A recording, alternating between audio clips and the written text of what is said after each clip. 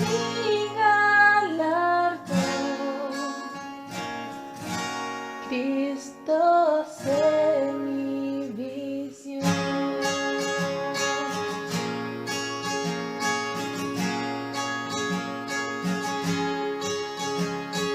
Rey de los cielos, a la gloria llegar,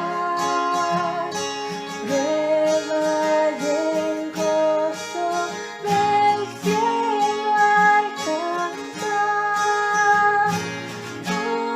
único amor de mi corazón. En todo tiempo sé tú mi visión. Mi tesoro eres tú, solo tú eres mi Dios.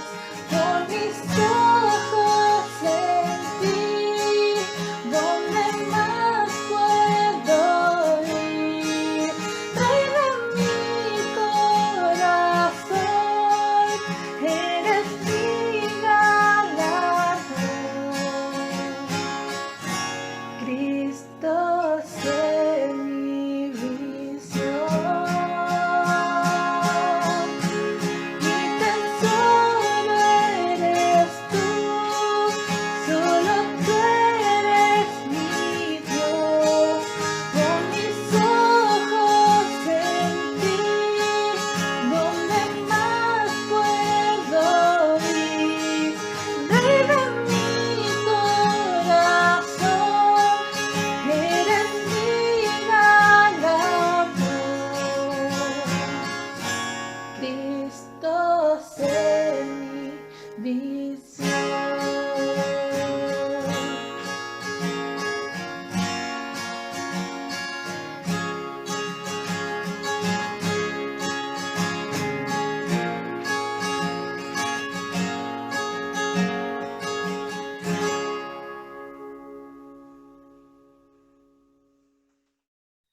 Vamos entonces a seguir nuestra serie de estudios del verano. Estamos hablando de lo que es, en qué creemos, ¿cierto? Los bautistas y por qué nos llamamos bautistas, y usted está asistiendo también a lo que es una iglesia de denominación bautista. ¿Qué significa eso? Para nuestras visitas le motivamos a que pueda estar revisando las predicaciones anteriores. Estamos siguiendo un acróstico, así que va a ser fácil también ubicar las predicaciones ahí tanto en Facebook como en YouTube. Y hemos abarcado en este acróstico las primeras 3 letras, la B, la A, la U. Hoy día tenemos que seguir entonces con la letra T, y para eso tenemos un invitado también de nuestra congregación. Así que dejamos entonces a nuestro hermano Alejandro Ferreira, que el Señor te bendiga, para compartir hoy día la palabra del Señor. Bendiciones. Gracias, pastor. Bien. Siempre pregunto cómo están, así que no es necesario que me contesten desmuteando el micrófono. Pero es mi intención saber cómo están. Y también pedirles que si se escucha mal, que si no logran escuchar o hay algún problema, lo escriben en el chat rápidamente, así podemos tomar las medidas necesarias. Perfecto. Como decía el pastor Jensen, estamos viendo esta serie que son los distintivos bautistas, y es curioso, porque muchas de las personas, muchos no sabíamos lo que significaba ser bautista. Me acuerdo que cuando yo estaba en una iglesia carismática, yo pregunté qué eran los bautistas, en qué creían, y alguien me dijo, no, son los que creen que hay que bautizar. Ah, listo, es que yo estoy clarísimo con lo que son los bautistas. Pero jamás supe que era un acróstico hace un par de años, así como curioso. Me dicen, ¿tú sabías que entonces lo que significa bautista, no? Sí, claro, los que bautizan. No, me hice un acróstico. Y es como, ¿qué? Sí, y todo un significado y tiene, cada letra tiene una idea bíblica. Entonces, lo primero es muy importante recordar que somos bautistas, nuestra denominación, o nos adherimos a este acróstico, no porque simplemente nos guste el nombre y sea como, ah, soy bautista y suena bonito, no, no. Tenemos que entender que hay un trasfondo de eso, que cada letra significa algo y que nosotros abrazamos las doctrinas que es este acróstico menciona. La abrazamos, vivimos con ellas, vivimos por ella y creemos que es lo que Dios nos ha dicho a través de su palabra. Entonces, en base a esto, como el pastor ya había dado el resumen, la B de base de autoridad bíblica, la A de autonomía de la iglesia local, la U de única ordenanza, bautismo y santa cena. Y hoy nos toca ver la T. Entonces, si usted está anotando por ahí, T significa todo creyente es sacerdote. Entonces, en estos minutos, espero que no sean minutos tan alargados, vamos a responder o vamos a ver 3 puntos esencialmente. ¿Qué quiere decir que somos sacerdotes o qué es un sacerdote? Vamos a ver que este calificativo hacia nosotros tiene privilegios y también vamos a ver que tiene responsabilidades. Entonces, son 3 cosas que yo quiero que usted tenga claro. ¿Qué quiere decir que somos sacerdotes? Este calificativo tiene privilegios y esto también conlleva una responsabilidad. ¿Sí? Para los más fans del cine, es como el tío Ben diciéndole a Spider-Man, un gran poder conlleva una gran responsabilidad. Por lo cual, son cosas que quiero que queden grabadas. Todo creyente es un sacerdote, está tomado de muchas partes de la Biblia, no es que solamente un puro pasaje lo menciona. Entonces, para poder hacer mención de todo esto y poder quedarnos con algunos versículos claros en nuestra mente, se hace un poco complejo. O sea, si yo les doy 10 versículos donde aparece esto, que los vamos a ver efectivamente, pero decirle, hermano, apréndase estos 10 versículos, que de esto trata la doctrina, cuesta un poco. Entonces, después de leer, releer y repasar los versículos, me quedé con uno con el que quiero que ustedes puedan poner como base de lo que vamos a hablar. Es decir, cuando usted tenga que acordarse de la doctrina de todo creyente su sacerdote, creo que el versículo que más lo define con claridad es 1 Pedro 2:9. Así que, hermano, le invito por favor que abra su Biblia. Si tiene su celular, abra la parte de su celular y vaya a 1 Pedro, capítulo 2, versículo 9. Voy a dar unos segundos para que lo puedan encontrar.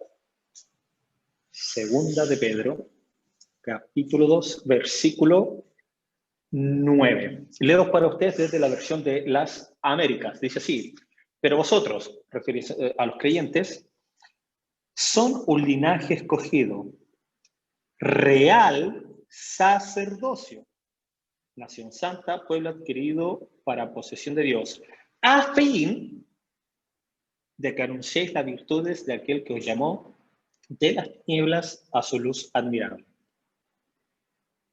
Bien, este momento es donde me gusta orar. Una vez que presentamos el versículo, les pido, hermano, entonces que cerremos nuestros ojos donde están, no apaguen su cámara y oremos al Señor. ¿Les parece? Bien.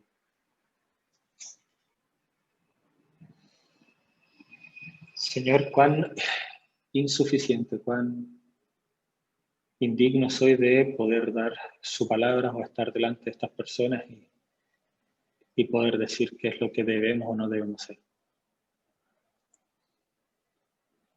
Pero abrazo su palabra, abrazo su gracia. Y me hago dependiente de ella al decir que no soy yo, no hay nada bueno en mí que pueda salir que pueda ser utilizado en este mensaje, sino que solamente Cristo. Por lo cual le pido, Señor, que Cristo sea glorificado a través de este mensaje. Cristo sea revelado, Cristo sea mostrado, Cristo sea glorificado. Y enséñenos, Señor, a través de esta doctrina, a dar un paso más en cuanto a la adoración. Entender, Padre, que nuestra vida debe adorarle a usted por sobre todas las cosas. Es nuestro propósito, ¿no? Así que le pido, Señor, que abra la mente y el corazón de cada uno de mis hermanos, así como usted ha abierto mi mente y mi corazón a este tema. En Cristo Jesús oramos. Amén. Bien, hermanos, entonces, la primera pregunta que uno se tiene que hacer es, o si yo te dijera a ti, por favor, no prenda su micrófono, solamente responda ahí si está entre familia. Si yo te dijera, hermano, adora al Señor. Ahora, ponte a adorar al Señor, ¿qué harías? ¿Qué es lo primero que se viene a tu mente en cuanto a la adoración? Ahí veo unas caras pensativas. ¿Tomarías la guitarra, pondrías música y comenzarías a cantar? Esto es curioso porque las posibles respuestas que generalmente se toman en cuanto a la adoración tienen que ver con música, tienen que ver con cantar. Y es que durante mucho tiempo se consideró como sinónimos adoración en cuanto a la alabanza, en cuanto al cantar en la iglesia, y hasta el día de hoy se escuchan frases como adoremos al Señor juntos, cuando se invita a cantar.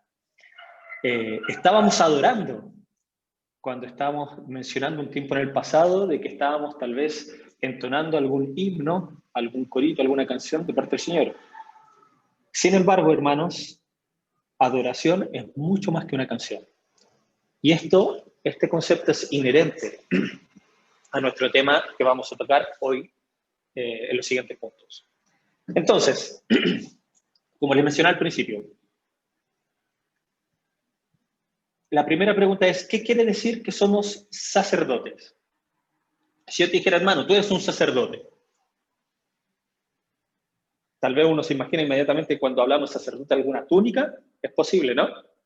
Cuando pensamos en un sacerdote tal vez del ambiente católico, jesuita, o tal vez algunas mujeres me dirán, los hombres son sacerdotes, las mujeres no podemos ser sacerdotes. Bueno, hermana, déjame decirte que eres sacerdotisa. La Biblia dice que tú lo eres. No se espante, por favor, no me viene así con cara de... ¡Ah! La pregunta entonces que tenemos que definir es ¿qué quiere decir que somos sacerdotes? Los escritores del Nuevo Testamento usaron varias palabras para describir nuestra nueva naturaleza como creyentes, ¿cierto? Nosotros podemos leer en el Nuevo Testamento que somos llamados siervos, también se nos llama ovejas, los santos, refiriéndose al grupo de creyentes, y por supuesto la realidad más prominente que tiene que ver con nuestra identidad es que somos llamados hijos de Dios. Cada una de estas figuras comunica las distintas realidades y cada una de estas apunta a diferentes aspectos en cuanto a nuestra propia salvación. Pero Pedro, el apóstol Pedro, también describió a los cristianos como sacerdotes. Ya leímos recién en su primera carta, en 1 Pedro 2.9, él dice que somos real sacerdocio. Y 4 versículos anteriores, en 1 Pedro 2.5, él dice que somos un sacerdocio santo. Incluso el mismo apóstol Juan en el libro de Apocalipsis 1.6, él dice que el Señor mismo, el Señor nos hizo reyes y sacerdotes para Dios. Por lo cual, repito los versículos por si alguien está anotando, 1 Pedro 2.9, que somos real sacerdocio, 1 Pedro 2.5, somos sacerdocio santo, Apocalipsis 1.6, que Dios mismo nos hace reyes y sacerdotes para Él. Con estos versículos, hermanos, lo único que pretendo decir bíblicamente, es decir, la Biblia dice, no yo, no lo dice un acuerdo entre pastores, no, la Biblia. Y ya sabemos que el primer punto de la base de autoridad bíblica significa que la autoridad bíblica está por sobre toda autoridad. Entonces, si la Biblia dice, por más que se presenten argumentos alrededor de la verdad bíblica, en contra de la verdad bíblica, la Biblia siempre va a prevalecer. Siempre va a ser primero. Entonces, si la Biblia dice, hermano, tú eres un sacerdote, eres sacerdocio santo para el Señor, un real sacerdocio, rey y sacerdote, entonces lo primero que yo tengo que hacer es decir, amén, sí, soy un sacerdote. No tengo idea qué significa. Tal vez alguno de ustedes me dirá, ya, ok, soy sacerdote, ¿qué significa? Vale, vamos con calma. Lo primero que quiero que tú entiendas es que eres sacerdote o sacerdotisa. Lo eres. Entonces, eres un hijo de Dios, eres un siervo de Dios, pero también eres un sacerdote. Y no necesariamente significa que tengas que usar túnica o tener algunos hábitos que tal vez asociamos con el tema sacerdotal. Entonces aquí viene la pregunta de cajón, ¿cierto? Pero ¿qué quiere decir que somos sacerdotes? Tú me puedes decir, Ale, ok, perfecto, soy sacerdote, pero ¿qué significa eso?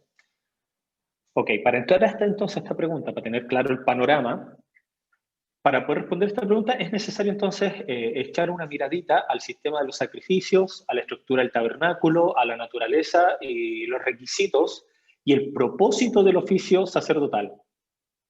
No voy a entrar a este punto, pero usted lo puede leer en Éxodo 25. ¿Vale? Usted anote ahí Éxodo 25 y va a leer todo lo que el Señor pidió en cuanto al tabernáculo, en cuanto a los sacrificios y este oficio sacerdotal. Sin embargo, voy a tirar unos puntos. Primero, el tabernáculo era el santuario que Israel edificó en el desierto para adoración a Dios. ¿Vale? Eso es lo primero que tenemos que entender. Que el tabernáculo se edificó por los israelitas con una intención: adorar a Dios. Moisés recibió instrucción en cuanto al diseño de este tabernáculo y las dimensiones de este mismo, pero era perfecto. El Señor le dijo 3 codos para allá, fabricaron 3 codos para allá, 3 codos para acá, 3 codos para acá, bañado de tal forma, con tal forma, bañado de tal manera, de tal forma, era todo perfecto. O sea, el Señor dijo 1, 2, 3, y no es que Moisés se fue el 1, 2, 4, 5, no, él hizo 1, 2, 3. Lo curioso es que para la administración de todo este espacio, el Señor eligió una sola tribu, que es la de las 12 tribus de Israel, eligió a la tribu de Leví, los levitas, para poder atender todo el oficio en cuanto a la adoración hacia el Señor. Sin embargo, el oficio sacerdotal es mucho más acotado. No solamente tenía que pertenecer a la tribu Leví, sino que los sacerdotes tenían que venir directamente desde Aarón y la familia de Aarón, hermano Moisés. El Señor le dijo a Aarón, y de tu linaje, o sea, de tu descendencia saldrán sacerdotes. Oye, ¿puede ser sacerdote el hijo de Juanito, que también es levita? No, no, no. Solo de Aarón.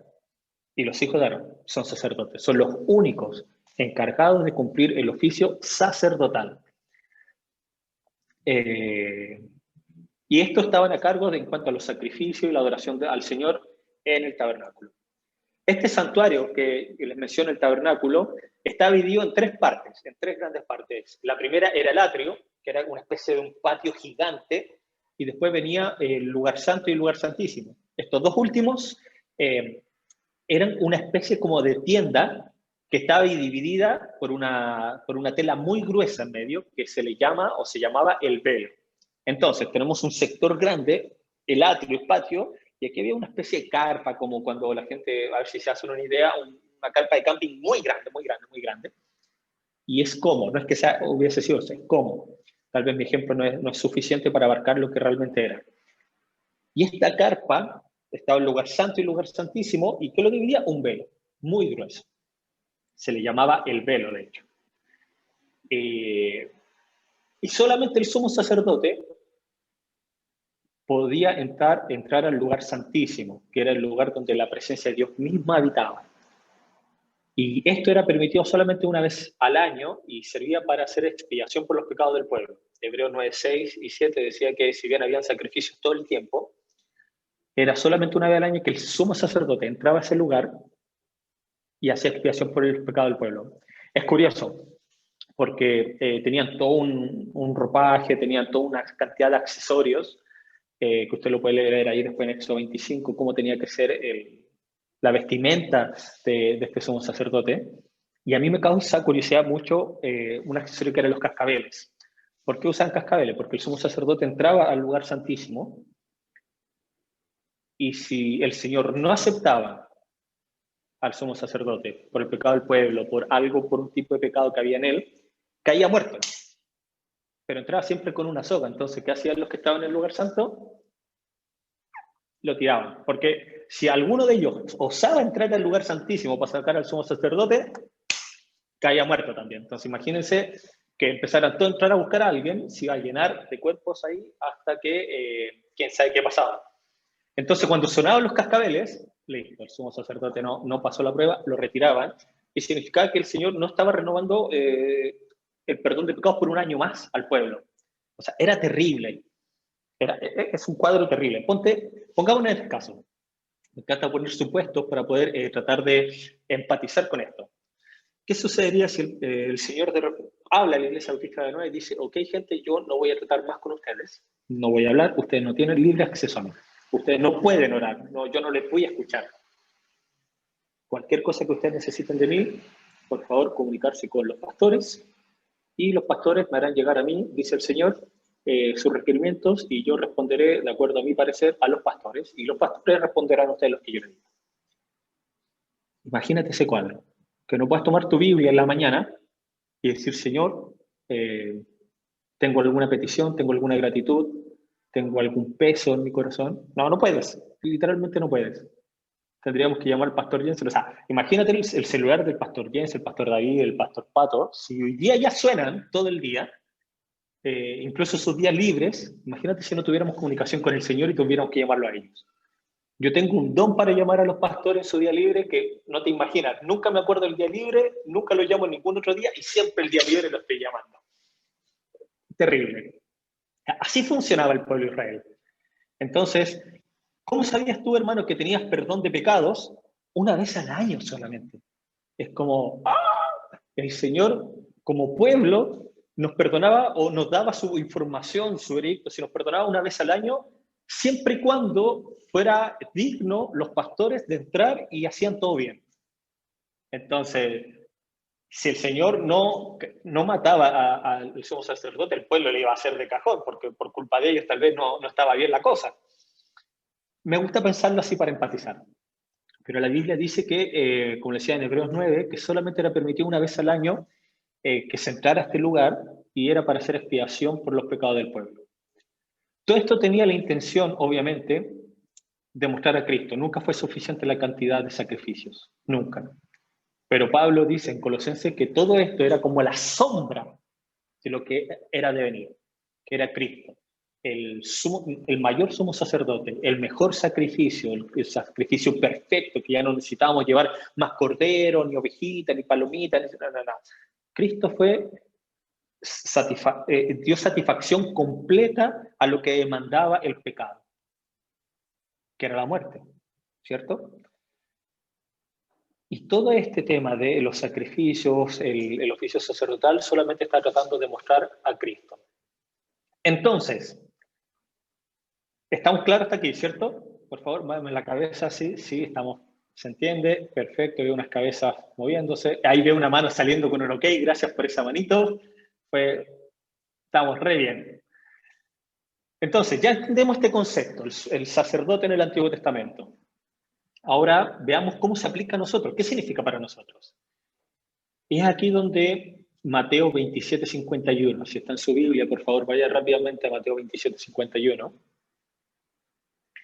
Y pasa que cuando Cristo es crucificado, muere, y aleluya al Señor que resucita, hay un suceso físico en un material. Entonces, Mateo 27:51 dice, y he aquí, el velo del templo se rasgó en dos. Vuelva a leerlo, por favor. Es algo que a mí, yo lo pienso, y pienso en lo que les voy a comentar ahora, y me rompe la cabeza. El velo se rasgó en dos. ¿Qué significa esto? ¿Qué importancia para mí tiene que un velo en un tabernáculo, en una tienda, que está a miles de kilómetros y que ahora ya no existe, pero está ubicado en un sector que está a miles de kilómetros? ¿Qué relación tiene? ¿Por qué me iba a importar a mí que un velo se rasgara en dos? Bueno, básicamente esto demuestra, esto es un simbolismo, que la presencia de Dios ya no iba a estar en un lugar para una persona única, el lugar santísimo. Que ese velo se rasgara significa que ya no tiene que entrar una persona con miedo y con otro que lo tire con una soga. Ahora todos podemos entrar, el velo se rasgó, ya no hay una limitancia. Entremos a la presencia de Dios directa. Imagínate cuántos años el pueblo de Israel estuvo solamente tratando con el Señor a través de intermediarios humanos, a través de simbolismos de sacrificio de animales. Y de repente el velo se rasga. Y tiene completa armonía con lo que dice el autor de Hebreos en el capítulo 10, versículos 19 y 20, donde dice, entonces, hermanos, puesto que tenemos confianza para entrar al lugar santísimo. Un judío te diría, ¿qué? Sí. Ahora tenemos confianza todos para entrar al lugar santísimo. ¿Qué? Y el autor de Hebreos claramente dice, por la sangre de Jesús. O sea, no es que tú puedas entrar al lugar santísimo por algún beneficio tuyo, por algo bueno que tengas tú. No. Tú puedes entrar al lugar santísimo, ese lugar donde nadie podía entrar, ese lugar donde el que entraba en pecado moría, ese lugar donde solo una vez al año se entraba para tener esta expiación por los pecados del pueblo. Ahora tú puedes entrar. Y lo puedes hacer por la sangre de Cristo, por el sacrificio precioso de Cristo. Dice el autor de Hebreos, el versículo 10-20, le estaba comentando el 19, voy por el 10-20, por un camino nuevo y vivo que Él, Jesucristo, inauguró para nosotros por medio del velo, es decir, su carne. Esta figura de que el velo se rasgó es la figura de que el cuerpo de Cristo fue completamente rasgado, con una intención. La pueden deducir, ¿no? ¿Cuál era la intención de que el velo se rasgara figurativamente del cuerpo de Cristo fue rasgado? Que nosotros, tú y yo, tuviéramos un camino abierto directamente al Padre. Es como las películas James Bond, ¿no? El presidente ya no tenía que marcar un código, sino que lanzar el teléfono rojo directamente y se comunicaba con la gente súper secreto. Ya no tenía que hacer, ya no tenía que mandar un correíto, ya no tenía que pedirle a otra persona que por favor reenviara el correo, ya no es un recado, oye, dile al... No, es una línea directa a través de Cristo. Hermano, por favor, ponte en el lugar de que esto no existiera. ¿Cómo sería tu vida? ¿Cómo estarías caminando? ¿Cómo hablarías? ¿Cómo pensarías? ¿Cómo actuarías sabiendo que no tienes una línea directa al Señor? Ahora, por favor, abraza esta doctrina y di, gracias, Señor. Gracias, Señor, porque me salvaste y hoy día ya no necesito de sacrificios. Ya no necesito de intermediarios para llegar a ti. Simplemente, por ser hijo suyo, puedo arrodillarme a los pies de mi cama, puedo sentarme en mi sillón y decir, Padre nuestro, Padre mío, tú que estás en los cielos, tú que me escuchas. Es algo que en lo personal me rompe la cabeza. Por lo tanto, bajo estos conceptos, ya no necesitamos sacerdotes o un sumo sacerdote para ir a Dios. Podemos ir libremente a la presencia del Señor. Porque Cristo, el perfecto sacrificio, el real sumo sacerdote, ha rasgado el velo y nos dio acceso directamente al Padre. Hermano, esto es un privilegio. Quiero decirte entonces que esta es la primera parte. Es un privilegio. Hoy en día la gente que no cree en el Señor no tiene este privilegio. Es así de crudo, así de sencillo. No te lo puedo decir de otra manera.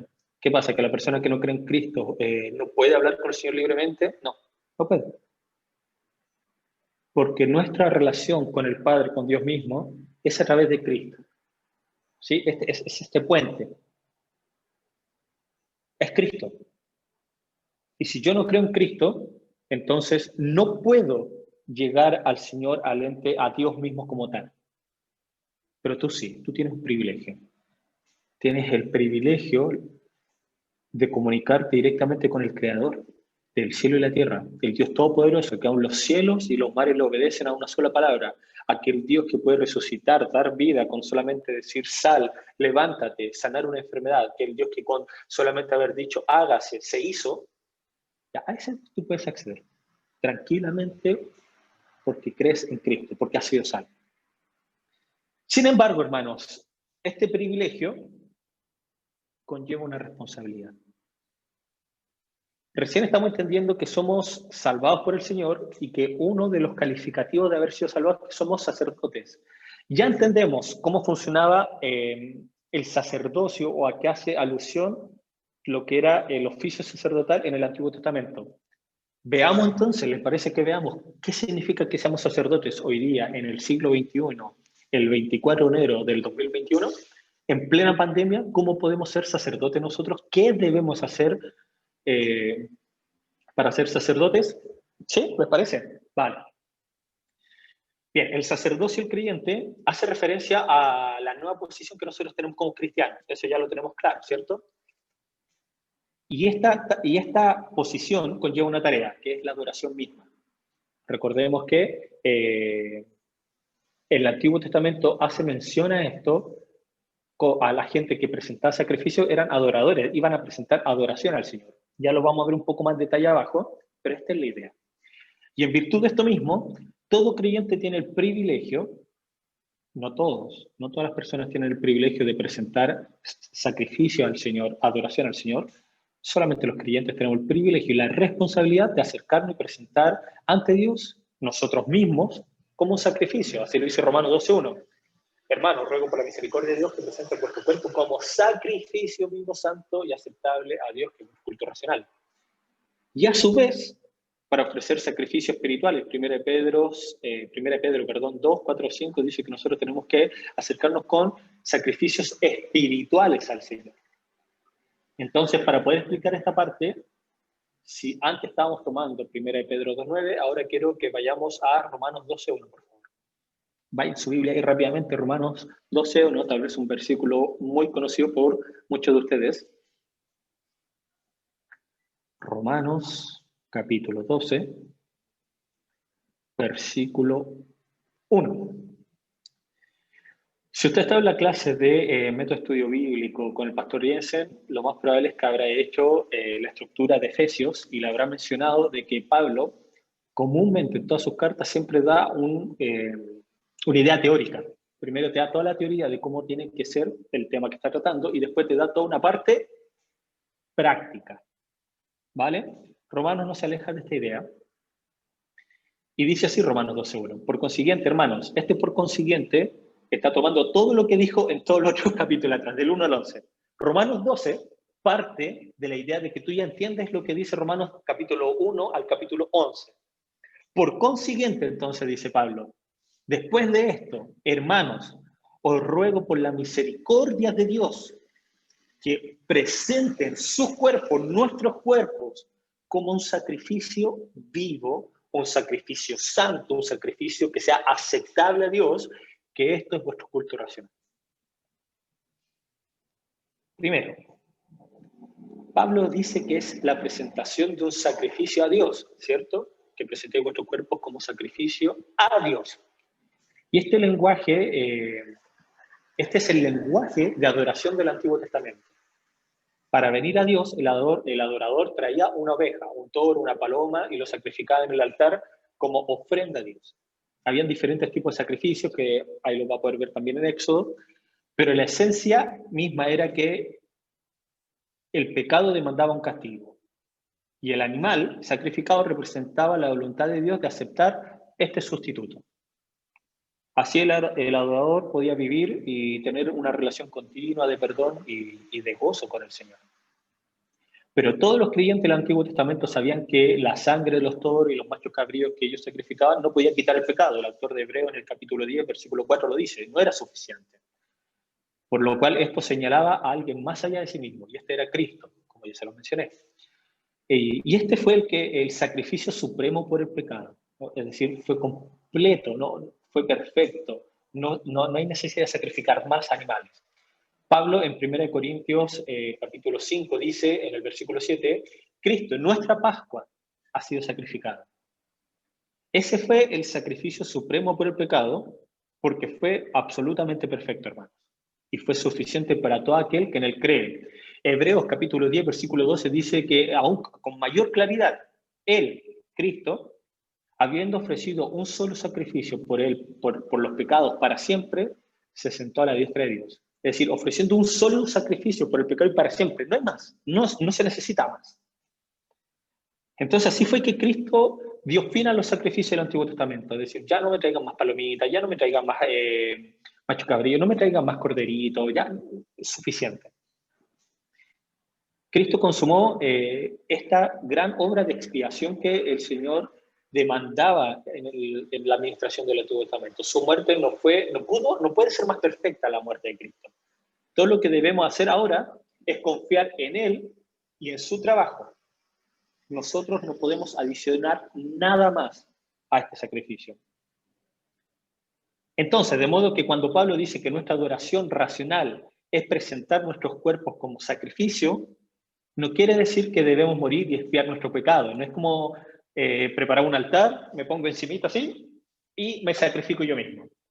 O no es que me esté sobrando un poco de carne y me la corto poquito y ahí está mi sacrificio. No, no estamos hablando de eso. No es que usted, hermano, me va a decir, estoy un poquito arriba de peso, entonces voy a sacrificar algo delante del Señor, me voy a presentar como sacrificio vivo y me hago hoy una cirugía. No va por ahí el tema.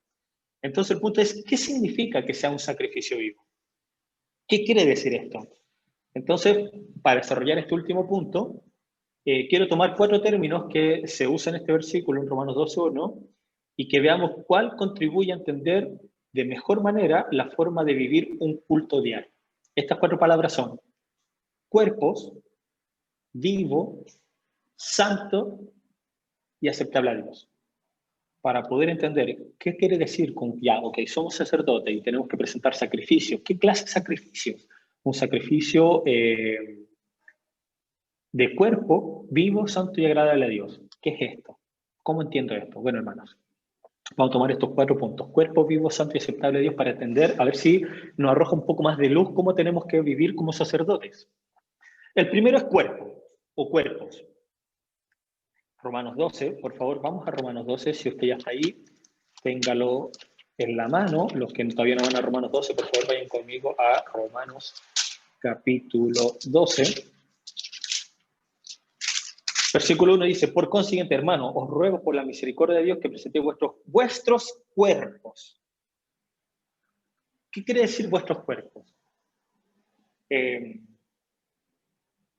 Que no deja fuera nada en cuanto a relación al cuerpo, o sea, no deja fuera la mente y el corazón.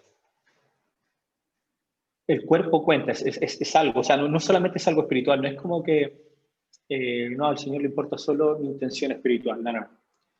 Cuando el autor del libro romano dice, presenta vuestro cuerpo, significa que está tu mente, que está tu cuerpo, que está tu corazón involucrado en esto, es decir, el cuerpo importa, eso es lo que quiero que entendamos, el cuerpo importa en este tema de entregarnos al Señor en sacrificio. Mi cuerpo todo dañado no debe satisfacer la expectativa de Dios como los corderos del Antiguo Testamento. Me explico. Es decir, si esta idea te llega a pensar, chuta, pero mi cuerpo tiene astigmatismo, miopía, está lleno de azúcar, lleno de grasa, lleno de colesterol, los triglicéridos están por las nubes, qué sé yo, ¿el Señor va a querer aceptar un cuerpo así? No, no se tiene que pensar de esta manera. Es un error pensarlo de esta manera. Porque no es que tu cuerpo tenga que satisfacer el sacrificio que Dios demanda como en el Antiguo Testamento, porque los animales que se sacrificaban en el Antiguo Testamento tenían que ser lo mejor. No podía ser un carnerito defectuoso con otra pinta, no, tenía que ser el mejor corderito que había, el más gordito, el más bonito, el más sano. En nuestro caso no es eso, no es que tengamos que presentarnos con un cuerpo que sea completamente sano, porque nuestro cuerpo no tiene que satisfacer la expectativa de Dios, como lo hacían los corderos en el Antiguo Testamento. Si usted va a 1 Pedro 2:5, deje su manito en Romanos 12 y vaya a 1 2:5, vamos a entender un poco este concepto. 1 Pedro 2:5 dice así, también nosotros, como piedras vivas, sed edificadas como casa espiritual para un sacerdocio santo. Volvemos a hablar del tema sacerdocio. Para ofrecer sacrificios espirituales aceptables a Dios por medio de Jesucristo. Bien, estos sacrificios que nosotros hacemos al Señor, todavía no sabemos qué tipo de sacrificio, pero ya lo vamos a ver, estos sacrificios son aceptables, no por ti, no porque tu cuerpo sea bonito, no porque sea glamuroso, sino porque, como dice Pedro, son aceptables por medio de ¿quién? De Jesús. 1 Pedro 2:5. Entonces, no tiene que ver, mi cuerpo es aceptable mediante el sacrificio de Cristo y no tiene que ver con el cuerpo como tal. En primera instancia les dije, el cuerpo importa porque involucra la mente y corazón, no solamente un concepto espiritual, también un concepto del todo de nosotros. Ahora, el todo de nosotros no tiene que llenarse de expectativas de lo que creemos que es correcto, bueno, un cuerpo sano, no. Los sacrificios que vamos a hacer con nuestro cuerpo no tiene que ver con nuestra apariencia como tal, sino que tiene que ver con Cristo. Y Cristo, en la hora de su mayor grandiosa belleza, no fue agradable a la vista, ¿lo saben? Es decir, lo que más causó belleza, en lo que más causa belleza en los creyentes en relación a Cristo, y el momento que más dio belleza no fue realmente bello físicamente. Si ustedes leen Isaías 53, cuando el profeta dice, no tiene aspecto hermoso ni de majestad para que le miremos, ni apariencia para que le deseemos. Fue despreciado, fue desechado de los hombres, varón de dolores, experimentado en aflicción. Mucha gente cree que cuando Cristo murió en el Calvario, cuando fue azotado, torturado, su cuerpo se desfigurara. No fue bello verlo. Entonces, este sacrificio, con esto quiero tomar como ejemplo que no tiene, hermanos, por favor, no tiene relación con la apariencia física, pero sí tiene relación con tu cuerpo como tal. No es incongruente, ya lo vamos a explicar, pero por favor quiero que lo entiendas. La belleza de Cristo realmente hacia nosotros no es una imagen física, sino que es la belleza del amor. Su belleza fue la belleza del sacrificio, no su piel. Para nosotros Cristo es excelto, es glorioso por lo que hizo, no por cómo lucía. Y esto debería arrojar un poco de luz a qué tipo de sacrificio el Señor nos está pidiendo en entreguen vuestro cuerpo en sacrificio, vuestros cuerpos. Bien. Entonces, en la Biblia, hermanos, el cuerpo no es importante por cómo se ve, sino por cómo actúa. Lo vuelvo a repetir. En la Biblia, el cuerpo, cuando se hace mención al cuerpo, es importante no por cómo se ve, sino por cómo se actúa. Y es por esto que el Señor mismo quiere evidencia corporal, visible, de que nuestras vidas están edificadas sobre su misericordia, sobre este sacrificio. Así como los adoradores del Antiguo Testamento se negaban a sí mismos de algunos tesoros terrenales, una ovejita buena, una paloma, un toro, y cargaban su sacrificio de sangre y fuego al altar, así mismo es como nosotros debemos negarnos a algunos tesoros terrenales que tenemos, bienes o comodidades, y entreguémoslas en nuestros cuerpos por causa de Cristo. Nuestras relaciones, las crisis que podemos tener en nuestra vida y los lugares donde la misericordia es necesaria en este mundo. Entonces, ya entienden el punto del cuerpo que tiene cuando el Señor dice entrega vuestro cuerpo, no se está refiriendo a algo netamente espiritual, sino que también une lo espiritual con el todo de nosotros. Pero que este cuerpo no tiene nada que ver con nuestra apariencia, sí que tiene que ver cómo actuamos, qué es lo que hace nuestro cuerpo. Punto número 2.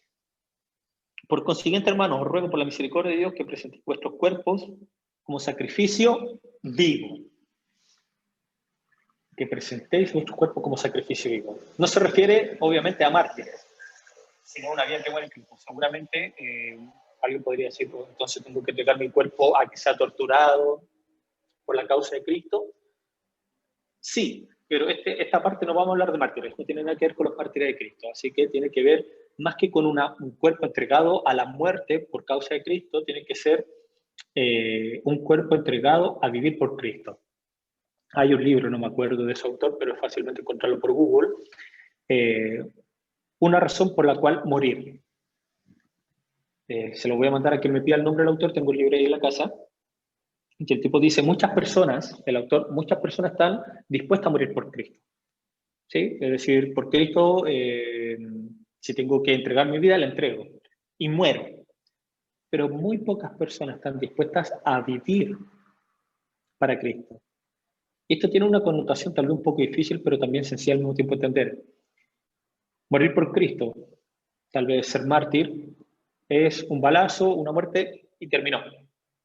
Es un periodo de sufrimiento en el cual termina con la muerte y yo voy con el Señor. Amén. Decía Pablo, me es más beneficioso ir con el Señor que estar en vida.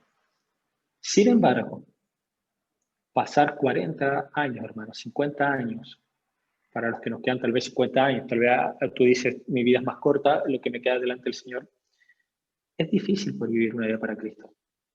No creas que es tan fácil como morir. O sea, pasar 50 años en el camino de la obediencia, 50 años en el camino en busca de la santidad, te vas a encontrar con varios baches en el camino.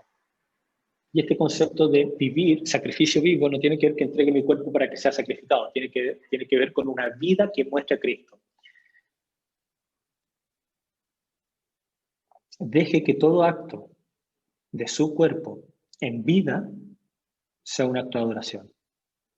Es decir, deje que todo acto de su cuerpo vivo sea una demostración de que Dios es su mayor tesoro. Deje que todo acto de su cuerpo vivo muestre a Cristo y que Cristo es más precioso para usted que cualquier otra cosa. Deje que todo acto de su cuerpo vivo represente la muerte para todas las difamaciones hechas a Cristo. Dejemos que entonces este concepto de vivo, sacrificio vivo, es mostrar en vida todo lo que Cristo es para nosotros, lo que debiese ser para que los demás vean. Punto número 3. Que presentéis vuestros cuerpos como sacrificio vivo y santo. ¿Qué significa que nuestro cuerpo sea santo? Romanos 6, por favor. Un poquito más atrás de donde estamos. Romanos 6, versículos 12 y 13. Si están en Romanos 6, 12, 13, leo desde la América para ustedes. Dice así: por tanto, no reine el pecado en vuestro cuerpo mortal, para que no obedezcáis sus lujurias, ni presentéis los miembros de vuestro cuerpo al pecado como instrumentos de iniquidad, sino presentaos vosotros mismos a Dios como vivos de entre los muertos, y vuestros miembros a Dios como instrumentos de justicia. Voy a tomar un poco de agua, perdón. Mientras, si quieren releer esos dos versículos.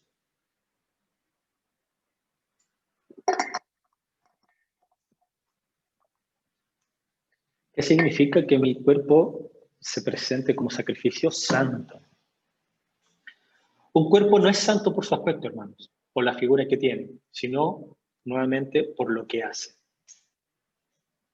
Por lo cual, hay 3 ejemplos que les quiero dar donde la Biblia llama sacrificio al cuerpo cuando es usado como instrumento de justicia. Aquí le voy a pedir, vamos, lo podemos hacer interactivo, ¿no, pastor? Podemos pedirle a algunos hermanos que puedan leer. Sí, maravilloso. Entonces, voy a pedir 3 hermanos, por favor, que levanten su mano, 3 hermanos que quieran leer versículos. Voy a primero ver las manos levantadas y después les daré los versículos. Por favor, pastor, si me ayuda a saber quién levanta la mano, o César, ¿quién quiere leer un versículo? Solo leer versículo, no hay que hacer nada más. Levante su mano. Perfecto. No corran a levantar sus manos. Ok, Milen Cavaras, gracias por levantar tu mano. Te voy a pedir que lea Filipenses 4:18. Hermano Rubén, por favor, Hebreos 13:15. Déjeme ver quién más puede leer por aquí. Se ven bonitos todos en la cámara. No se escapen. Daniel Ollarse, perfecto. Hebreos 13:16. En ese mismo orden, por favor. Filipenses 4:18, Hebreos 13:15 y Hebreos 13:16. Parte Milenka, hermano Rubén y Daniel, por favor.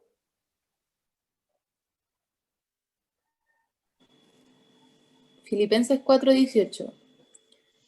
Pero lo he recibido todo y tengo abundancia. Estoy bien abastecido, habiendo recibido de Epafrodito lo que habéis enviado, fragante aroma, sacrificio aceptable, agradable a Dios.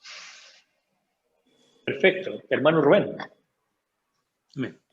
Por tanto, ofrezcamos continuamente mediante él sacrificio de alabanza a Dios, es decir, el fruto de labios que confiesen su nombre. Gracias. Dani. Y no olvidéis de hacer el bien y de la ayuda mutua, porque de tales sacrificios se agrada a Dios. Perfecto. Muchas gracias a todos por ayudarme en esta lectura. Hermanos, sacrificios. El primero, Pablo agradece, dice que lo que se le envió, la ofrenda, el abastecimiento que recibió y el servicio que hizo Epa, los amigos de Epafrodito le decimos Epa, este sacrificio, Pablo dice, fragante aroma, sacrificio aceptable a Dios, es decir, servir a los hermanos. Es un sacrificio aceptable al Señor. Y aquí, aquí viene la parte fuerte donde el Señor me habla y espero que Él te hable a ti también. ¿Cuándo fue? Entiendo la pandemia, por favor, no quiero sacar el contexto pandemia, pero ¿cuándo fue la última vez que ofrendaste a un hermano en necesidad? ¿Cuándo fue la última vez que viste a alguien y abasteciste su despensa? Hermano, ¿cuándo fue la última vez que en tu transferencia de ofrenda y diezmo iba un monto hacia la canasta de misericordia? ¿Cuándo fue que te ofreciste a llevar algo para un hermano?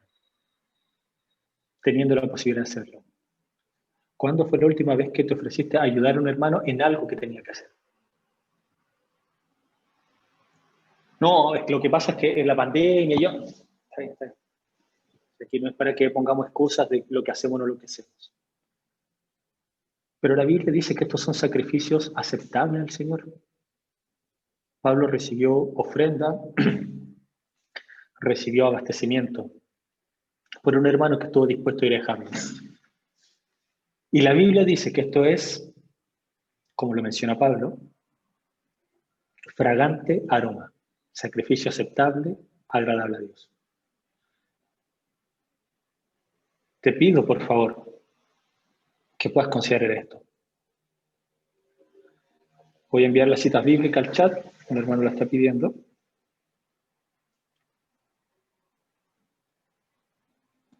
Se los voy entregando, perdón que esto es parte de hacer reunión por Teams. No, esto es Zoom, perdón. Es parte de esto. Listo, ahí están nuestros versículos, hermano, en el chat para que los que lo quieren anotar.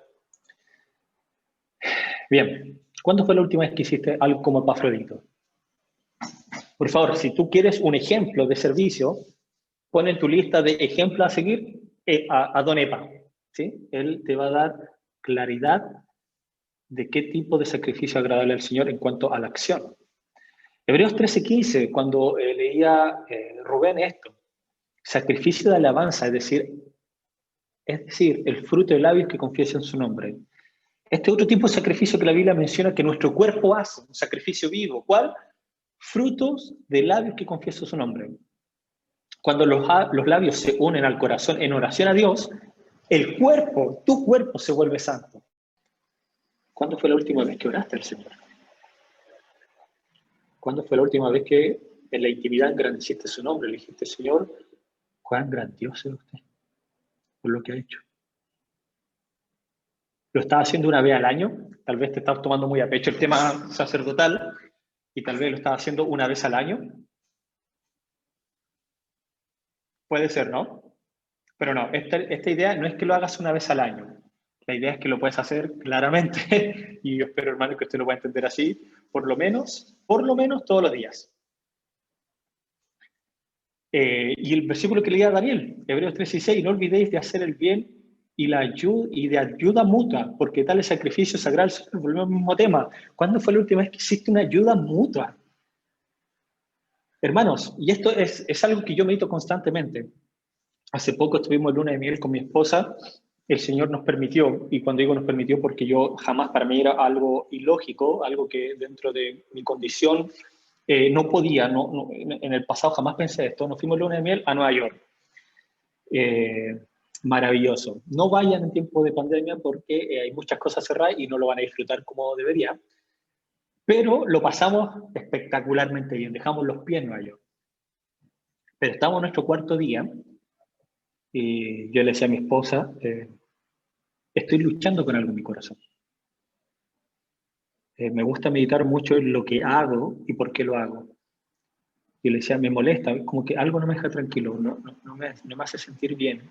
Nosotros estando acá, mira la cuestión que estaba pensando. Nosotros estando acá, gastando una cantidad de dinero considerable, y hay personas que no pueden, hay personas que tal vez les está más difícil la cosa. No me hace sentir cómodo, le dije en un momento. Lo hablábamos, lo resolvimos correctamente, que era algo que el Señor nos permitía. Eso no significa que estaba actuando mal, pero había algo que me acongojaba en el corazón. O sea, no es menor salir del país y hacer lo que se hace, y hay personas que lo ven. Me rompe muchas veces la cabeza esto. El punto es, y perdón que sea autorreferente, tal vez no era el mejor ejemplo, hermanos, deberíamos sentirnos constantemente. Le agradezco al Señor que ponga ese sentimiento en mí y decir, oye, medita entonces dónde estás gastando tu bolsillo, en qué estás haciendo, en qué estás considerando tu dinero. A los jóvenes siempre les decía, no sé si alguno de los jóvenes están ahí conectados o todavía están durmiendo, cuando estábamos en las reuniones yo les decía, es fácil decir, oye, vamos al cine, cuesta 7.000 pesos la entrada, compramos cabritas, qué sé yo, y cada uno gasta 10.000 pesos. Pero al momento de ofrendar, siempre es más difícil. ¿Por qué será? ¿Por qué será que gastar en nosotros es mucho más sencillo que gastar en el demás? ¿Por qué es más fácil adquirir bienes para nosotros y no a bendecir a los demás? ¿Por qué? Es una pregunta. No estoy diciendo que con esto tiren todo el sueldo a los hermanos. No, estoy diciendo, hermanos, que ¿por qué es más fácil gastar en nosotros? Cuando la Biblia habla de sacrificios, de ayudar al prójimo, no solo un tema monetario, sí, es que he mencionado mucho el tema monetario, también tiene un tema de disposición, un tema de decir, yo te ayudo a esto, yo voy por esto. Y a veces, como creyentes, cobramos, ¿no? Algunos de nuestros favores. Con esto no quiere decir, hermanos, que su profesión, su oficio no tenga que recibir una remuneración. Por favor, quiero que lo entienda bien. Tiene que ver con qué actitud estás haciendo las cosas. Entonces, un sacrificio santo. Cuando nuestro sacrificio, nuestro cuerpo se convierte en santo. Cuando servimos a otros, cuando alabamos el nombre del Señor, cuando hay una ayuda mutua, según los sacrificios que acabamos de ver en los 3 versículos que les copié en el chat. Cuarto y último punto. Romanos 12.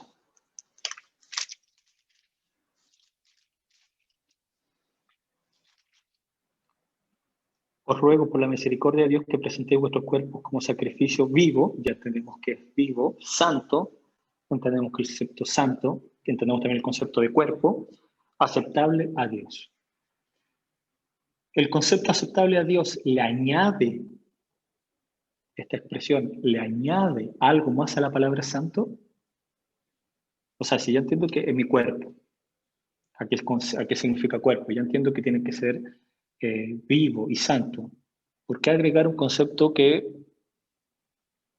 como aceptable a Dios? ¿Qué significa que sea aceptable a Dios?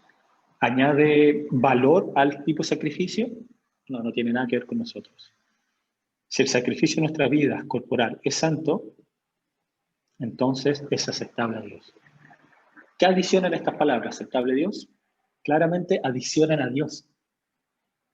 Hacen a Dios explícito. Nos recuerda que la santidad importa a causa de Dios, que es el motor que impulsa nuestro sacrificio. Entonces, hermanos, hagamos un resumen, ¿les parece? ¿Somos sacerdotes? Sí. Bien. Primera, ahí haciendo el cheque de las preguntas.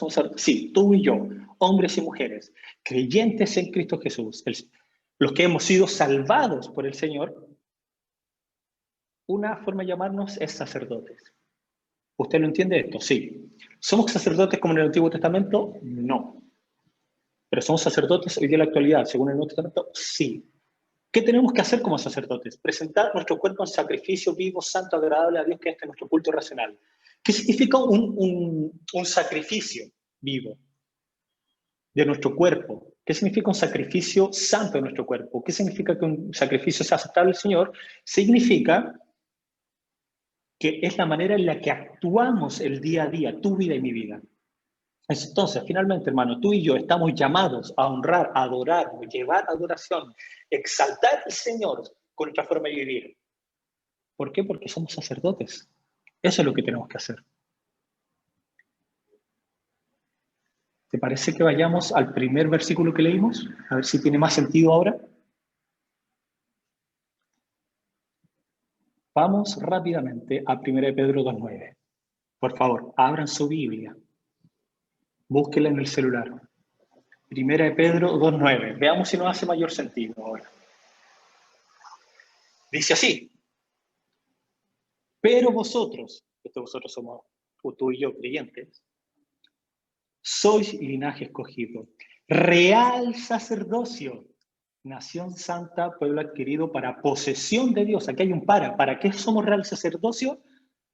Para ser posesión del Señor. A fin, aquí, hermanos, hay un propósito. ¿Para qué somos todo esto? A fin de que anunciemos la virtud de aquel que os llamó de las tinieblas a su luz admirable. Hermano, ¿fuiste tú llamado desde las tinieblas a la luz admirable? Te pregunto de nuevo. ¿Fuiste tú llamado desde las tinieblas a la luz admirable? Este es un concepto de que fuiste salvado. ¿Fuiste tú salvado por el Señor? Sí. Entonces, tienes un propósito. ¿Cuál? Mostrar las virtudes de esta persona. que te salvó. Y estas virtudes no se muestran de la boca para afuera. Se muestran con todo tu actuar. Maridos, se demuestran en el trato que nosotros tenemos con nuestras esposas. Esposas, se demuestra en el trato que nosotros tenemos, que ustedes tienen con sus maridos. Padres, se demuestra en el trato que podemos tener que se puede tener con sus hijos. Hijos, se demuestra en el trato que ustedes tienen con sus padres. Hermanos, se demuestra en el trato que nosotros tenemos los unos con los otros. Tú eres un sacerdote. La Biblia lo dice, no lo digo yo. Por favor, y aquí es mi última invitación. Abracemos la doctrina de que todo creyente es un sacerdote. Medítala. Digiérela cada mañana. Si algo te tiene que dar el limpio, ok, son muchos puntos, hablé mucho, hablé muy enredado, hablé muy rápido, entonces quédate solamente con 1 Pedro 2:9. Si algo te tiene que quedar aquí es saber que tenemos que presentar nuestra vida como sacrificio al Señor. Cómo actuamos, cómo miramos, cómo pensamos, cómo hablamos, todo. Y espero, hermanos, que cuando nos veamos tú y yo cara a cara, yo poder servirte a ti en lo que tú necesites y poder recibir de ti también lo mismo. ¿Les parece si oramos? Señor, somos bautistas no porque el nombre suene bonito, aunque sí suena bonito, Señor. Somos bautistas porque creemos y en lo personal abrazo las doctrinas que involucra este acróstico. Fuertemente me apego al pensar que usted, Señor, nos ha constituido sacerdote a todos los creyentes. Primero me siento privilegiado porque no lo merecía. No hay nada en mí, nada bueno que me haga ver como sacerdote. O que usted haya decidido hacerme sacerdote, algo tan solemne, algo tan bueno. Pero a usted se le ha antojado, usted ha decidido bajo su soberana voluntad, en Cristo, haberme salvado de ser un sacerdote. Y hoy día entiendo, Señor, y espero que mi hermano también lo entiendan, que tenemos responsabilidades con los sacrificios que tenemos que presentar. Que ya no tenemos que presentar animales, no tenemos que sacrificar un cordero, una vaquita. Señor, tenemos que presentarnos nosotros como sacrificio. Y eso no significa ir y tirarme una parrilla por ir. Señor, ayúdenos a entender que esto se trata de negarnos a nosotros día a día. Poner en sacrificio todo aquello que está mal en nosotros. Como Pablo tal vez decía, Señor, si golpeamos nuestro propio cuerpo para que no tenga que hacer aquello que no está bien. Y nos ponemos a disposición de hacer sacrificios que sean santos, vivos, agradables a usted. Creo que esta es la parte más importante, Señor, en la cual entendamos que tiene que ser aceptable a usted. Que tenemos que mirar nuestro sacrificio en luz de que si usted le va a aceptar o no lo va a aceptar, si le va a gustar o no. Porque finalmente todo esto tiene sentido, porque usted le da sentido. Señor, todos los creyentes somos sacerdotes. Ayúdenos a entender el privilegio y la responsabilidad que contiene esto. En Cristo Jesús le oro. Amén.